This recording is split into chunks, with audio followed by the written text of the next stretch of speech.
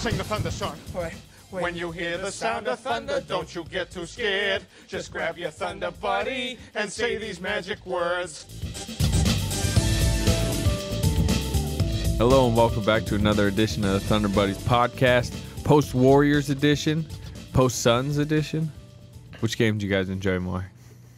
By the way, Barry Tramel in the building. Yeah. With Eric Warren. Hi, guys. I love the Warriors game was a fabulous game. I can't disagree with that. I'd definitely take Warriors Thunder over Thunder Suns any day of the week. Yeah, it was kind of a joke. But it was a joke, but here's the point. The Phoenix game was among the most frustrating games of the year. Really? I mean, look, they didn't play well defensively against a bad team, and then they just pulled away late. But that's not like a new thing. Like, Timberwolves, they did it.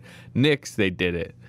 Nets, they did it and never got back. Yeah, I mean, you should be more frustrated because you end up losing. Frankly, I wasn't expecting them to go in there and play lights out against the Suns anyway. I mean, you had a couple of guys coming off of messing around at the Super Bowl the day before, and then they just gotten up for a great game on Saturday. I got a question. AC Slater would know the answer to this question. Did the Thunder practice on Sunday? No. From what I heard, there has some optional workats. Is that because of Billy? Some of the coaches weren't even there. Was it because of Durant and Morrow? The Super Bowl? No, I think a lot of it had to do with just a late, emotionally charged game Saturday night. Just give him a breather. I think they said anyone that wants to work out can. I mean, this is something. What day was it? I'm trying to think. What game was it when they beat the Rockets and then they had 2 days off in between? Billy Donovan wrote on the board in the locker room, building closed, nobody even come in. That's right, on Friday night. I mean, it seems Houston. like a lot of times, days off, different stuff, they, it might have made sense to give them today off after the Suns game. They traveled back home, but, they did practice today, so... Well, I would have two things to say after. Now, this didn't really hurt them too much in the Phoenix game, but I would have a practice, and I would gather them at midcourt after the Warrior game, and if I was coaching the team, and I would say, gentlemen, we're going to put all the basketballs up. First of all, the vision of you coaching the Thunder, coaching Russell Westbrook is one of the funnier things I've ever thought about. The basketball is going back in the closet. We're taking the goals down. We're not working out today. I assembled you here for one message. Get back on defense.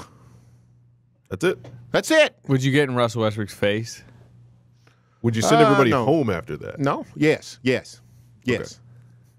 Get back on defense. So you're just telling them, hey, you guys need to get back on defense, and then but now go back to your hotel or whatever. Whatever. Get back on defense. Next time they introduce players with smoke and the lights out and all that, and they have a national anthem, and we're all lined up, and then there's referees in the building. Get back on defense. So this was your. I thought that's what beat your them. issue from the Warriors game. I thought that's what beat them in Oakland. Yeah, they didn't get back on defense. Well, when they lined up, when they set up their defense, it wasn't half bad. Yeah, to me, I think one of the issues is, especially obviously the first half was when it was bad. It looked like a team that had been like locked in a room for 3 days and was like just showing Steph Curry highlights. Look how good this guy is. Look at everything he can do. Because it seemed like in the first half they were like overcompensating, and like he'd be coming down on the fast break and like everyone's looking at him and scrambling towards him, and then like suddenly they don't even pay attention to Mo Spates, and he's like just sitting there under the hoop for a little quick pass. It just seemed like guys were squirting free too easily on the fast break. I don't think it was as bad as like some Minnesota games. Have you seen some of the leakouts Andrew Wiggins has got against them this year? Those are the bad ones where they're jogging back. In the Warriors game, they were hustling back. They were just like playing very poorly transition defense, I thought. Compounded by the fact that the second unit couldn't keep up with theirs either. Yeah, I thought the second unit was really jittery. I thought the stage was a little too big for him in the second quarter. Individually, outside of Cantor, they all look bad. Waiters, Singler, Payne. Payne. They played four. They only played four off the bench. Payne was like, he's not playing his game. However, while they all looked shaky individually, collectively, Siri going off. Yeah. Collectively, the bench and the various rotations held up okay. When they went 2.5 minutes without Durant and Westbrook. It held up okay. When they went with just Durant on the court, they held up. When they went with just Westbrook, they held up. So you're right. The individuals look bad, but it didn't avalanche them the way it has in some games. Yeah. Well, I just think you need, regardless of if they're all on the court together or if they're in pieces on the court with other players, you just need more from those guys, and they got outscored 23-4 in the first half. Bench to bench, and the only two were those little Canner putbacks. He was good in the game.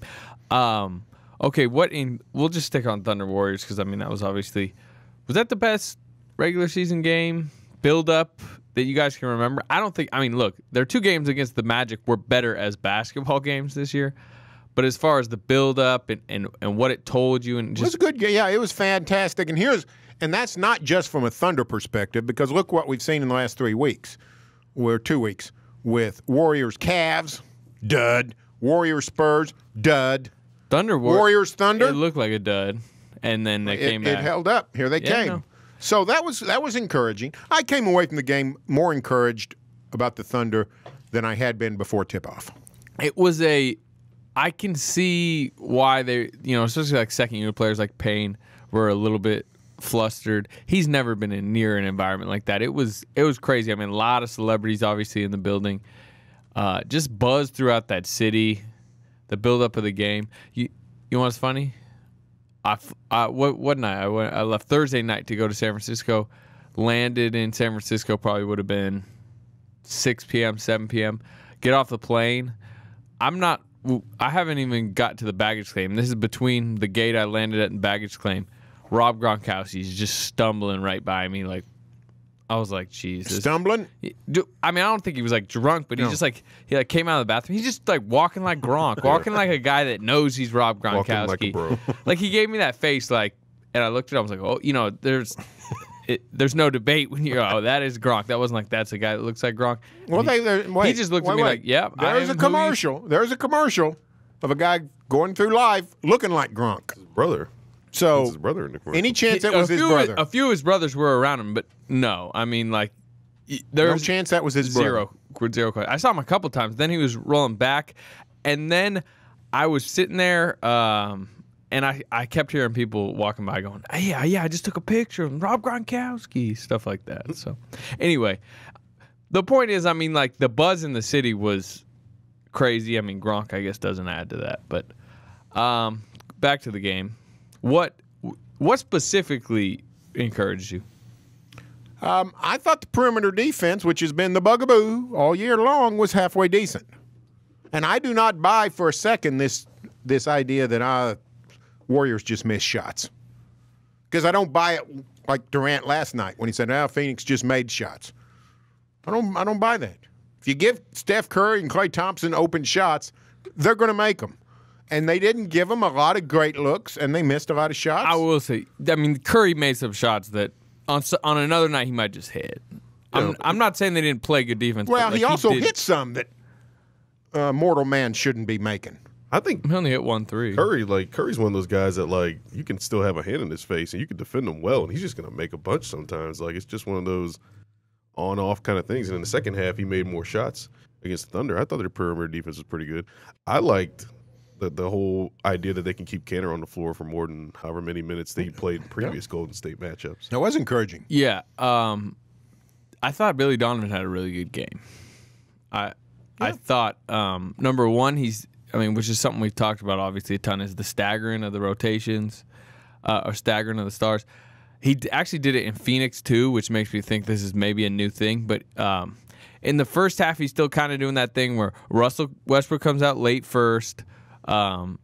Durant comes out at the end of the quarter. Then they play without both to start the second. Lately in the second half, he's doing the same thing, except he keeps Durant on the floor for about the first 2 to 3 minutes of the fourth quarter, and then he takes Durant out at the same time he brings Westbrook back in. So they never go without them now in the second half, or at least the last 2 games. I thought that was, that's something we've wanted to see. He's starting to do it. And then I thought it was creative, leaving Canner in the game even when they went small and putting him on Livingston and Iguodala, knowing, those guys aren't, break you down in the pick and roll. Livingston thrives off like posting up smaller point guards, and Iguodala is a slasher, like he can hit some threes, and it allowed Canner to basically just hide. I agree. I liked the rotations that night, and Golden State has a unique team, a lot of unique players.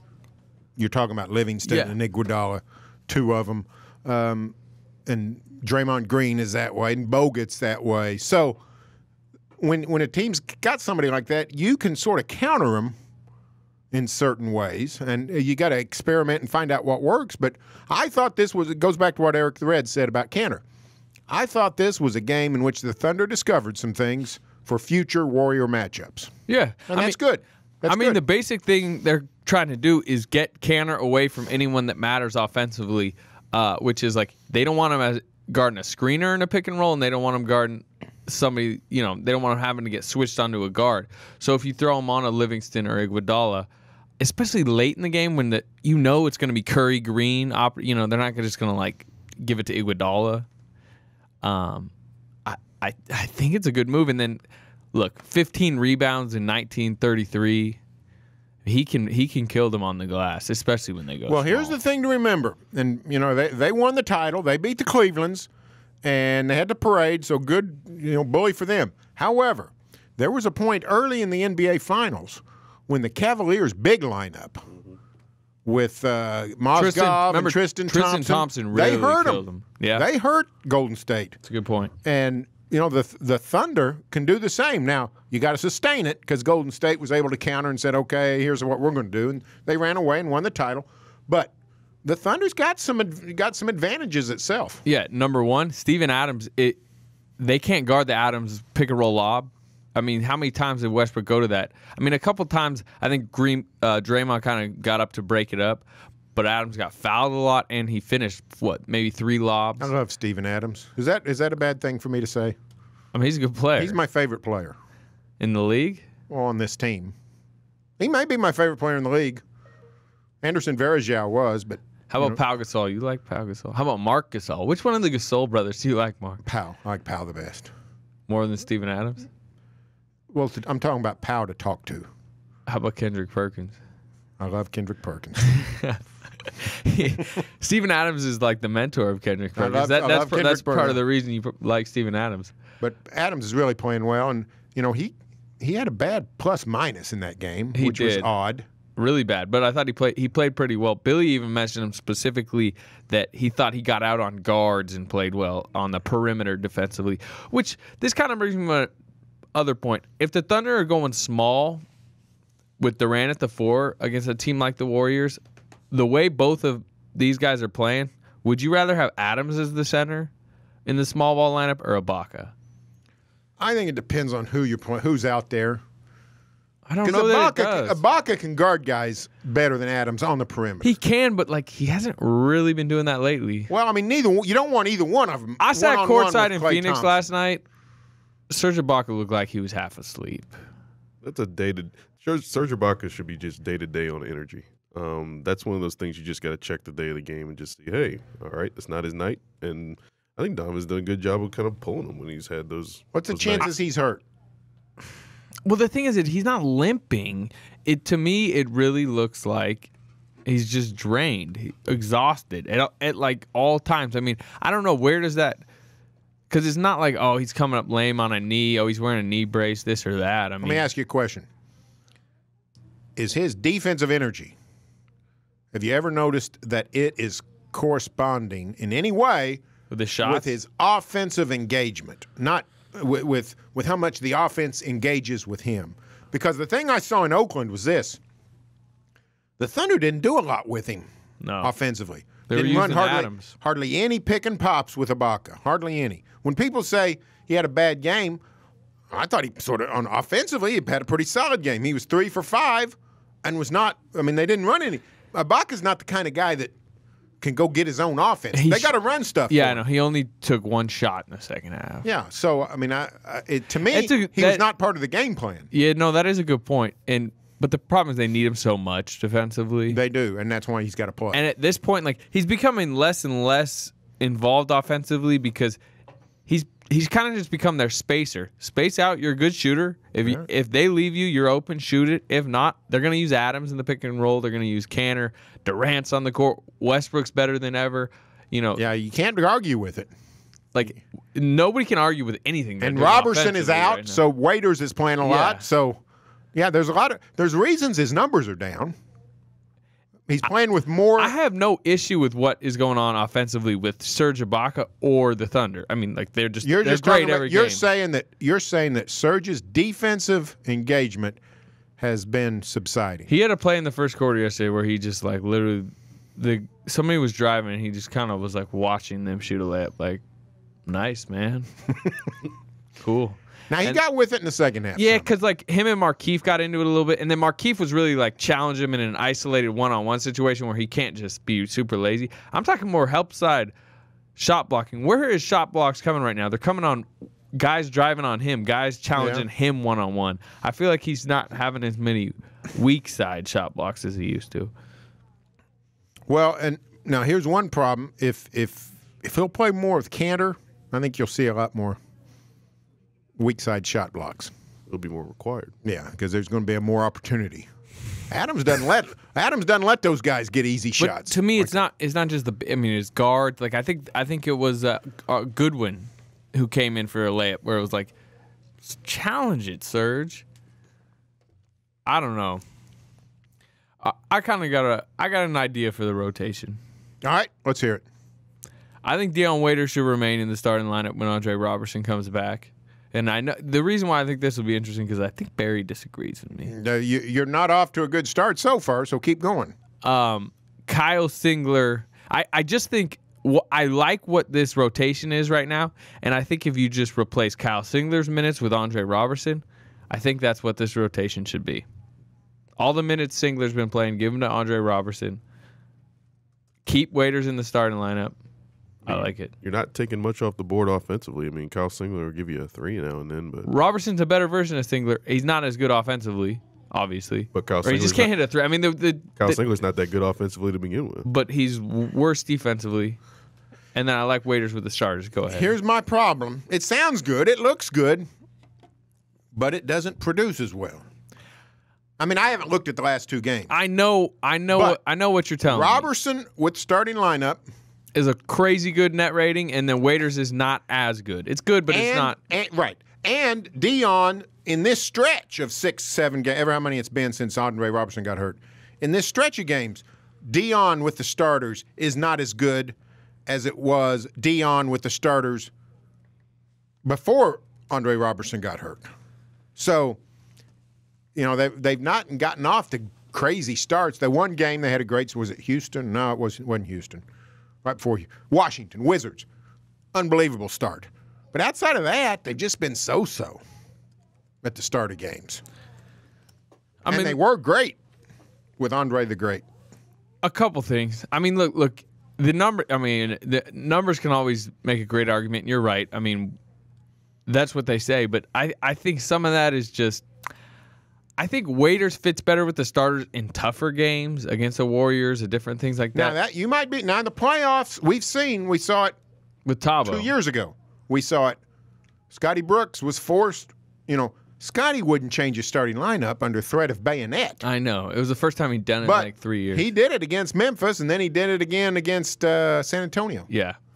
And then the other thing is, I really think Dion Waiters is a better player when he's starting because I think Dion Waiters feels like he's being used how he wants to be used. Like, I am a starter. I should be out here with Kevin and Russell. Like, it just, I mean, some of that may be because they're saying, hey, you need to be like this, you need to be our defensive guy because Andre Robertson's out.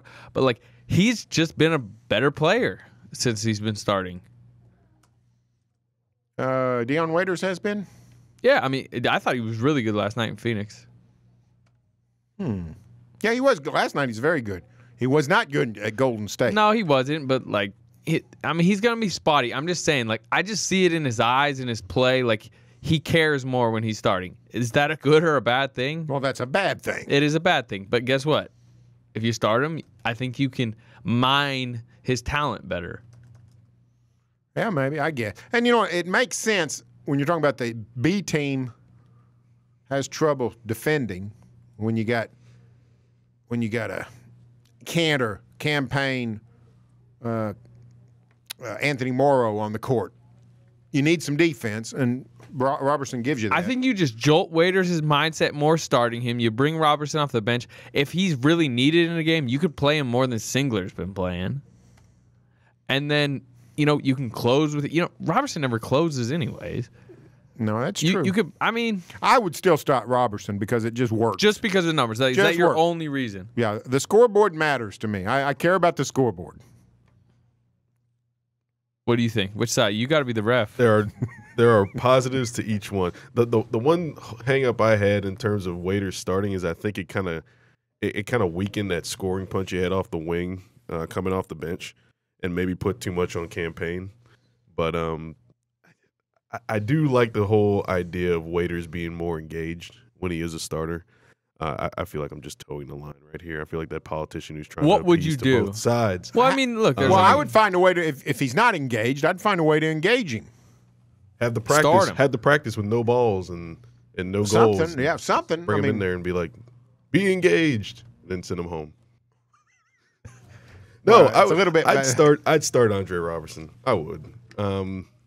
I like Dion coming off the bench as kind of that quote unquote two-way. My thing is Billy's getting pretty good at his rotations. Where like Waiters could still be playing with the second unit and giving them, you know what I mean? Like he's kind of getting away from these hockey rotations where it's all starters and then it's like suddenly like 4 or 5 bench players on the court. So I just think it gets Waiters more minutes. And you know what? I think Waiters is their best shooting guard. If they make a deal and they go get a guy that can be 3 and D, I wouldn't have any problem with Waiters staying as a starter because that's just one more guy you'd have coming off the bench that could potentially fill what Waiters was doing before Andre Robertson got hurt. If they could get PJ Tucker for Mitch McGarry, PJ Tucker was playing last night, and it's the second time I've seen him in the past month. He's big. I feel like he's a playoff type player. Yeah. Good defender. Now, I didn't see him do anything on offense last night. He's hurt the Thunder in the past. Yeah, he's hit some threes. But he didn't do anything. But he's not. You know what I mean? He's like, he can guard. To me, he fits well in a Warrior series. He might hit a 3 or 2. Like he could guard Klay Thompson and he could guard Draymond Green and he could Andre Iguodala. switch on to Steph Curry. You're not going to say, "Hey, go guard Steph Curry," but he could switch on to him. I don't know what the Suns are asking for him. I know he's on the block. How about send on DJ and Mitch McGarry to him? I think that's a They good need idea. a point guard. They don't have one. And Earl Watson seems like the kind of guy that would like DJ. Earl Watson might be their best point guard right now. Yeah, right. That's a literal statement. Well, I'm sure he's not in the greatest shape. He hasn't played. in a Well, I couple mean, years. they don't have a point guard. Goodwin and Devin Booker. and Booker. Who I love, by the way. I love Devin Booker, but he's not a point guard. I think the salaries, PJ Tucker's making I think $5 million the next couple of years. So I think if McGarry and Augustine would match, and if you're the Suns, you get Augustine to kind of stabilize the rest of the year, and you get a young forward who I think we all think likes him. Yeah. Now make it easier for them to part with Markieff too, because he essentially plays that forward spot. That I Mitch kind McGarry of would think play. they're going to keep Markieff, and I kind of think Markieff's cool with it now that Hornacek's gone. Did you see, he was just plateaued, was playing awful. First game, Earl Watson. It's an abomination. It's an abomination. For 33. It's an abomination for a guy to play so weak with so little care and then make a coaching change and he blossoms. That's weak. And Do the you type have- of shots he was taking too? How about what do you think of what the Suns did to him though? Which is he is the better of the twins, but the twins agree to kind of take a pay cut and they'll both take the same money because they want to play together. Thank you, Phoenix. We'll play together. We'll take a pay cut. We'll both get the same. And then after that, they trade his twin brother, who he's lived with his entire life, away. I do not know what the agreement was. And I'm not saying contractual, I'm saying oral. But if they had a promise that they would get to play together, then I would be upset if Markieff. Would you be upset enough was to a do what trade. he did? I mean, However, obviously he's a little bit like. If there was not that kind of agreement, I mean, it'd be nice if this was, the Nichols Hills Little League, and you could say, "Oh, you're brothers, you're on the same team." But it's not. It's the NBA, and two brothers getting to play together is a little bit of a crapshoot. Yeah, it's a privilege. It's not any kind of right. Also, I'm pretty sure he's getting paid $9 million a year. I think that would probably make me feel better about not having my brother around, getting paid a lot of money to play basketball. That being said, I've never had a twin brother. I've done everything with my entire life. I actually have a twin brother. Well, I have a twin brother, so I'm uniquely qualified. A little talk about uniquely this. qualified. Do you think you're like as attached at the hip as the Morris twins? The Morris twins seem Apparently like- not. Yeah, I don't think so. I mean, I haven't lived with my brother since 1980, which was I was 19 years old. But Keeps making $8 million. if they had if the Suns made some sort of a world agreement saying we're going to keep you guys together, well, then I'd be upset. But if they did that, they're idiots because Stuff changes. stuff changes and they're the same player. Markeith's a little better, but they're the same player. Well, that's the other thing. Markeith takes a pay cut because they split the money evenly. I mean, you don't realize how close these guys are. Anyway, Well, there's an easy way out of it. If he really wants to, just step away. Just step away. he basically did. I mean, Well, I mean, step away and just say, hey, this is what they said and this is what they did. I don't deal with people like this. If they want to trade me, they know my phone number. would trading for PJ Tucker concern you at all because him and Russell Westbrook seem to not enjoy each other's company? No. No. Me neither. No. Because I think once your teammates, you're going to start to like a guy like that. Now, I know there's been stuff in the past. Last night, I didn't think there was much going on there. No. PJ got hit a couple times. He got popped in the nose by Canner. Yeah, he got yeah. scraped by Russell, and that was an accident. He got popped by Canner. I think like the intensity of like a PJ Tucker and a Markeith is like completely different. Like PJ's like a competitor. Like he's gonna be like that like regardless. Like Markeith looked like he was trying to be like an instigator at certain points to like Serge Ibaka last night. The like, whole night. yeah, like the whole push the ball in his stomach thing. But like PJ was like that when he came here. Like he hit a couple threes and he was like barking at the bench, and then he was barking at Westbrook after the game. But I don't laughing about it. I don't think he likes Russ, but I think if suddenly they were teammates, I really don't think it'd be an issue. Durant's perfect to mend defense like that. And then they actually did have one somewhat light moment, which was I think Russell Westbrook enjoyed this more than any moment of the season. He did one of those. God, by the way, he does this now. It's the Chris Paul. He gets it and he's dribbling up court and there's like a guy running behind and he just kind of stops and like backs into him and then he falls did it down. twice. Did it twice. So he's like become an expert on that, which, especially when they're in the penalty, it gets him 2 free throws and, gets a foul on somebody. Anyways, he did that last night for PJ Tucker's 6th foul. And he was cracking up in PJ Tucker's face. And PJ Tucker just kind of looks at him like, because at that point, PJ Tucker knows I'm not in competition. He's just been eliminated from the game. The game was about over. And he did laugh with Russ at that one point. No, I think now that's a good trade. That's the kind of thing I can sign up for. People who want to ship Serge Ibaka off. Yeah, they're not going to like overhaul this team right now. They're like going for it. No, I agree. I mean, because that's perfect because it's 2 pieces that are, one piece that's really should be intriguing to teams, which is McGarry, but he's giving you nothing right now because he's not playing. And then Augustine, expiring deal, helps with the money, can help a young team that's trying to build a culture. So that's 2 guys that are giving you nothing but could give the Suns something. And I don't know. What do you think, PJ? Like, if you're the Suns, do you take that or do you think you can get a better deal elsewhere? I don't know. Good question. Thunder might have to throw something else in. A pick? A Abrines? I don't think they'd do a Abrines. Would it Probably entice him if they threw in Novaks too? Because that's expiring. No, I don't think so. Because, Tucker's only making 5. Yeah, the money wouldn't work. Plus, The Suns would have to throw in something else. Anyone else that intrigues you out there, Barry? Courtney Lee. I like Courtney Lee as a player. I don't know why Memphis would do it. Yeah, I don't think Memphis would. I like PJ Tucker more. I sort of do too because he's his tough. mentality. Yeah, he's Just tough. his mentality. He's He tough. really is. He's tough. And I like how he handled that whole thing. Well, a lot of people in the audience might not, or the crowd might not like how he handled the whole thing after the Suns were here last time and he was calling out Russell Westbrook at midcourt. But like after the game, you go in the locker room, him and Tyson Chandler were just laughing about it. And then he was real like, look, we're just competitors. We got hot. It's competition, this and that. Like he didn't take that stuff personal. He was just he's a competitor. You can see that on the court. Whereas Markieff Morris's was kind of and clown he stuff. really seems to me like a guy that would thrive on a winning team. Yeah. But he's a little bored right now. Yeah. Which is understandable. Like, And if Thunder let's are in see. town, I'll get a beef it up with Russell Westbrook. Suddenly he plays better. He's a year or 2 after. He didn't play with Durant. How far behind Durant was he at Texas? I can look. So my Behind question- or ahead? I think he's came after him. He's not. I think Because this is he's older. He came. Well, this is not his 10th year. But the in thing league, is, you got to. This is Durant's 9th year. No, he was drafted in 06. So it is his 10th. He's 30. older than Durant. Yeah, Great he's 30. day. He's He 30. just stayed there for a long Man. time. PJ Tucker's he's 30 years old. May 5th, 85. But it says. Hey. Well, look, he played in Toronto in 06, 07, then didn't play in the NBA Yeah, he's until in- 2012, 13. Yeah, he sat a long time out. Was it in? Did he go play overseas? Overseas, and he may have been in D-League too. I remember reading about it. I forgot what he did. But yeah, Interesting. he's a hard scrabble guy. He's a guy that worked his way back here.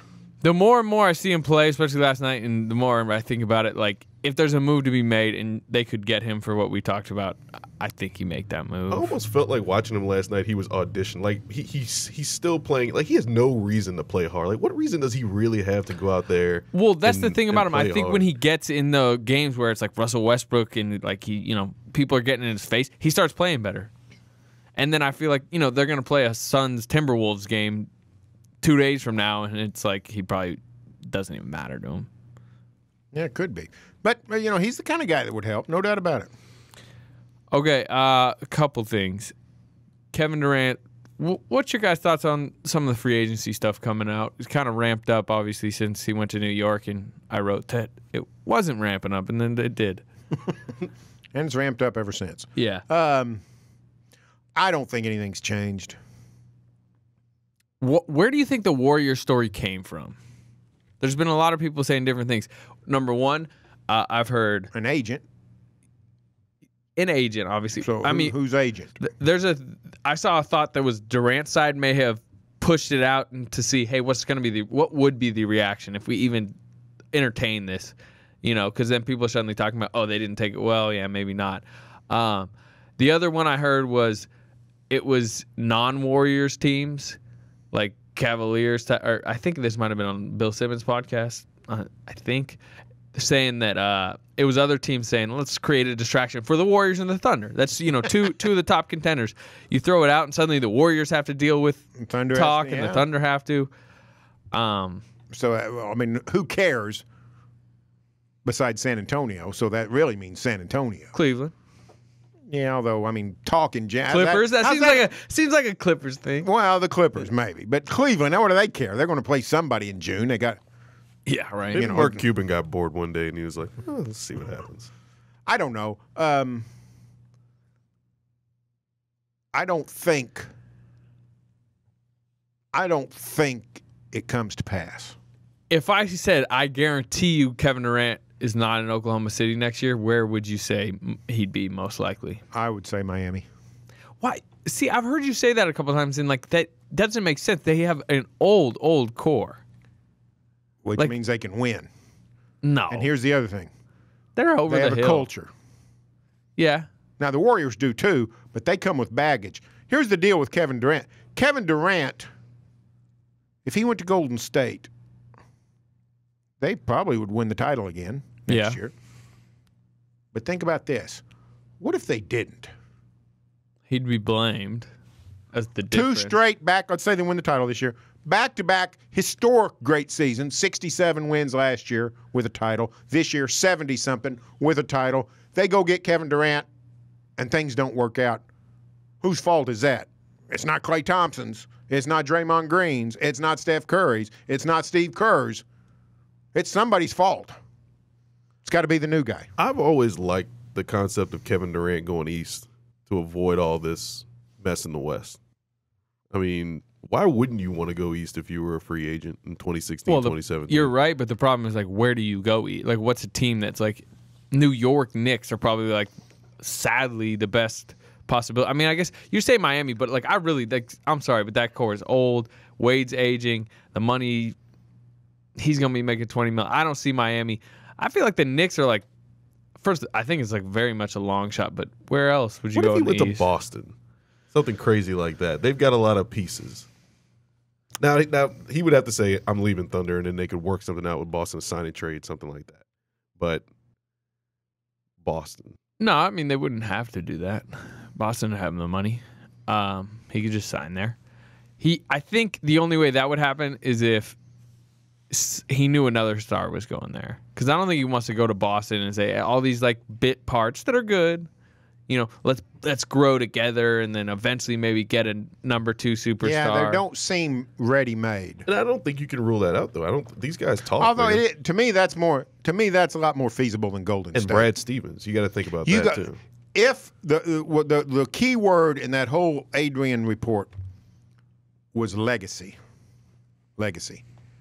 If Kevin Durant really, really cares about his legacy,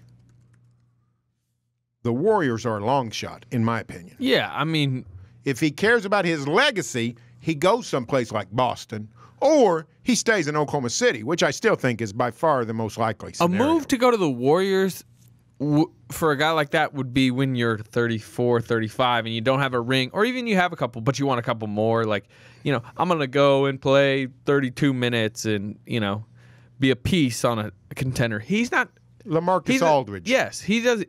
He doesn't want to go be a piece somewhere. He wants to go be like Steph Curry somewhere, or just wants to remain Kevin Durant in Oklahoma City, which remains clearly the most likely of anything. To me, I think he's gonna the 1-1, which we've talked about plenty, makes the most sense. And then, you know, I could see like the Lakers as a destination, but only if he stayed one more year here and they could go with Russell Westbrook to the Lakers, something like that. But we've probably talked far too long. Probably. And here's the thing. I don't know if you can trust that culture. Talking about the Lakers? Mm-hmm. If they want to, fine. I mean, power to them. If you want to put your future in a shaky culture. Lately, I mean, this is still an organization that was fantastic for it's forever, basically. I mean, yeah, and then the guy who created it died. I see what you're saying. So, Dr. Buss is not coming back from the dead. All right, last thing. Scott Brooks came Former out. Scotty. You know, he's been like underground for what's April. Man, he's been underground for 10 months. 10 months. Crazy. And really hadn't talked to anyone. There's some rumors. Oh, you know, people saw him at these places, but he hasn't talked publicly in a media setting. And then finally, you know, he goes on Sports Illustrated's podcast with Chris Mannix. You know, Chris does a really good job. Got him on. I thought he said some interesting stuff today. It's pretty interesting, yeah, for him. Yeah. Do you think the timing, I mean, what do you think of the timing of it? There's a lot of jobs opening up. Obviously, the Knicks just opened up. Yeah. Lakers are going to open Lakers will. The Kings seem to be very close to opening up. Yeah, I wonder up. if Scotty's got any ties to Sacramento. I mean, just lives there, or lived. And coach there. Yeah. I mean, I think he's a viable candidate for somebody that's got a promising young team. Minnesota, New York, L.A. Minnesota might be the best Sacramento of the openings if you're just concerned about if you're looking building for a Thunder, core. if you're looking for a guy that that could do something at Minnesota similar to what he did elsewhere, it would be the Timberwolves. He's gonna surface somewhere. How much do you think the timing of him coming out and finally doing an interview and talking about this stuff? Probably a lot. You can't blame him for that. No. And I wish him well. I hope he gets a good job. Okay. What do you think about some of the stuff he said? Let's start with the James Harden stuff, which, I mean, he basically said Harden wanted to come off the bench and begged him at one point in his first few years. I don't know if that's true or not. It seemed very revisionist. But Harden never kicked up a storm, I'll say that. Publicly. We compare the Harden deal to Reggie Jackson, so it fits what we know about Harden. To me, Harden did not make waves here. To me, it was, you know, like Reggie didn't for the first 2 years, and then Reggie got good, and Reggie started doing it. But Harden was good. Harden was better than Reggie in his first few years, but it wasn't going to work out. I don't think it was going to work out long term. No, I don't either. But Harden wanted out. He just didn't make a case of it. Remember Harden made a comment at like the All-Star game a couple years ago when Brooks was coaching him that like finally he's going to start me. Like he was like mad about it. I think it was a little revisionist on that. It could be.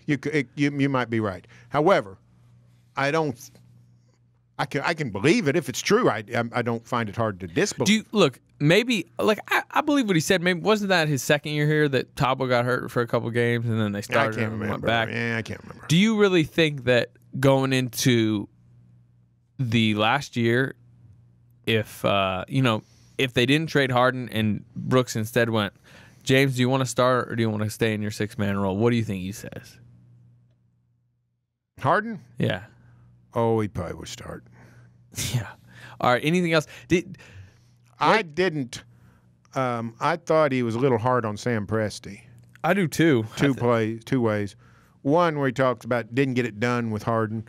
The most interesting thing that anybody has told me about NBA basketball in the last 3 weeks, 2 weeks, whatever, is when you, AC Slater, reminded me of something I knew but had never connected, which is that the Thunder offered James Harden more money than the Golden State Warriors offered Steph Curry. Yeah.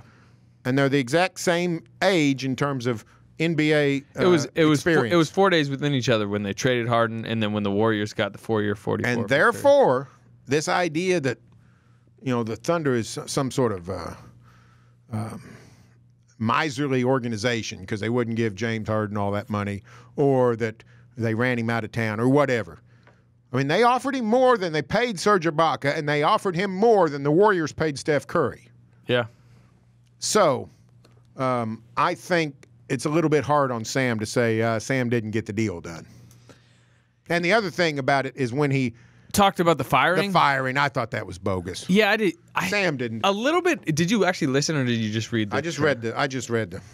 I don't know. For some reason, I think it came off poorly, especially more in writing than like Scott meant it to. It came off like Sam literally caught him in the office and said, "You know what, Scott? You're done here. Thanks." Yeah. Scott was like, "Yep, okay." Shook his hand and left. And I don't think like Scott meant to like say it was that harsh, but it did. The question I thought was a little. I thought it was a bad question for Scotty when it said, "Did you fight for your job?" Because here's the way firings go, especially in the world of sports. I don't have an extensive, but I've been told stories. It's not good form to sit there and beg for your job. That doesn't help anything. That doesn't help your reputation. That doesn't make the guy that's firing you feel better about the situation. It doesn't make him feel better about you. And then suddenly if you're kept there, like, it's really it like creates an awkward. I don't think. So I think Brooks was put in a bad position by that question, and I think that Sam. Hey guys, has Sam Presti ever told anybody anything in 8 or 10 or 50 words? No. He is an ultra explainer. Yeah, I mean he had graph charts on the table. He didn't pull out a knife and just cut off Scotty Brooks' head. And then Scott Brooks dropped that part about the two-way players at every position at the end. What's he been listening to sports talk radio in Oklahoma City? and then Great. The other thing is like the Thunder have been like Presti especially has been like super respectful publicly of Brooks since. Like he would not like keeps going out of his way not to. Like, I remember when he hired Donovan, even before the hiring, like what he was looking for. Like, he just kept saying how good a job Brooks did. So, like you said, there's no way he just brought him in. I think, and like I said, Scott. Thanks for 6 years. Peace. I think Scott probably answered incorrectly there, or inappropriately there, and it probably not by. He was caught off guard. I think he was caught off guard. I agree. Okay, coming up, All-Star Weekend. Pelicans. Are you going to the Pelicans game on Thursday? I'm not. I'm going to Indianapolis this week. Tomorrow. Why are you going to Indy? NCAA tournament mock selections. What? So, what are you doing there? NCAA tournament mock selections. Well, like explain it a little bit better than that. Media comes every year. They have media come in. How many? Like one person for each committee member, and you are the committee, and you put up. What committee member are you? I'm actually Joe Castiglione, chairman of the committee. You're the chairman. So how many people are there? Because I don't know how big. I don't know. What is it? You remember Eric Thread? Is it like? How many people on the committee? The committee's like 9 or 11. The college football playoff? No, the NCAA tournament. He's listening. Man. He's listening. I was listening. I think it's 9, 10, 11, something like that. I forgot. That'll be interesting. So I come back Friday, so I'll have to watch you guys on TNT. So hey, Dress well. I'm going to be watching you. You'll be on the front row. I'm going to you ever been to Toronto? I'm going to All-Star Weekend this No, weekend. but I'm going to Nova Scotia this summer. Interesting. So I need you to find out if I need to exchange my money while I'm there. Okay. Ask somebody. You know what? It's supposed to be 5 degrees on Saturday. It's going to be 20 in Indy, so I can believe it. E is right. They went New York last year for All-Star Weekend, super cold. Now they're going even colder. Yeah. I'd put the silly thing in Vegas every year. I was just in Or New I Orleans. was just in Phoenix, and woo, it's nice there right now. Was it? It's chilly Really when I was there. nice. It's 50s every day. When I It was was probably like 70 and 70, wow. 75, 80. 70 degrees high tomorrow in Oklahoma City. It's rare. All right. So Anything no, I else? won't be here for New Orleans. Anything else on this team that's eating at you right now? No, like I said, I'm halfway encouraged. If they get back on defense, I'd be more encouraged. I think UB Brown said it great on the TV the other night. Did you hear him? I feel like he always says get back on defense. He said, and I feel like here's the deal. He said, if you're not getting back on defense and you're not on the offensive board, I have a question. Where are you? That's what UB Brown said he asked his players. If you're not back and you're not on the boards, tell me what you're What doing. do you think of the difference between Enes Kanter as an offensive rebounder, which is like elite, best in the league, and as a defensive rebounder, which is like cringeworthy at times? Like there was 2 offensive rebounds in Phoenix last night that he just gave to the Suns. Let me tell you, gave 2 offensive rebounds to the opponent. And it meant a lot more than those last night. Kevin Durant to Draymond Green. Where Green came in and like kind of The tip on the foul shot in the first half, I think. And then at the end of the game, I think it's 4-point game with a minute left or so. Thunder's right on the precept of losing, but still got a chance. And Green outworks Durant for a rebound. And that's your ball game. One last thing. And Durant's a great rebound. He's a great defensive rebounder. Yes. One last thing. I think from watching them in these games, I'm talking about Minnesota, New York, last night in Phoenix, I really do think that there is a mentality with this team right now because of how well they're playing offensively that they can kind of just they get up early like they did in Phoenix, then they just trade back. They turn it off and trade baskets for a while. You're probably right. It's not like they're like there's all these mechanical issues with the defense. It's like they're just not trying very hard. You don't have to worry about that after the All-Star break. Yeah, no, I know they're playing some tough teams, but I guess my question is that a good sign to you that hey, they have the defensive capabilities, or bad because you can't allow that? I'd rather see them be Bulldogs every night. Well, yeah, anyone would. I'm just saying, isn't that a little bit more encouraging than like, wow, they just like really can't defend? Well, they're not. They're capable, is what you're saying. They're capable, and that's better than being incapable. So, if you're looking on the sunny side of life, I guess that's a good thing. The other thing is their offense really is at a point where they can just keep it up all game, and then it's like crank it up for defense a little bit, and they pull away. They beat the Suns by 16 last night. That's like covering the Vegas spread and everything. Didn't feel like a 16-point win, but it's just they get a few stops, and suddenly they're up 10. Yeah, they can't be stopped. The Warriors didn't stop them. They were all over Golden State. True. All right. We'll talk to you again. I appreciate you guys having me. After the All-Star break, we got some good games coming. Good games. Paul George is coming to town. Indiana. LeBron James is coming. LeBron James. LeBron James. Yeah. Is that the Sunday? Is that game 2 after the All-Star break? Sunday. Friday, Pacers Sunday afternoon. 2:30. 2:30. I like afternoon games. I'll take. You don't like the noon game though. I don't like noon. You show up like 5 minutes after tip noon. I games. don't. I never miss the tip, but I get there right at tip. I'll say that. All right, we'll talk to you again next week. Durant, pull-up jumper, off the rim, and and the Thunder win! Come on, let's sing the Thunder song. When you hear the sound of thunder, don't you get too scared. Just grab your Thunder buddy and say these magic words.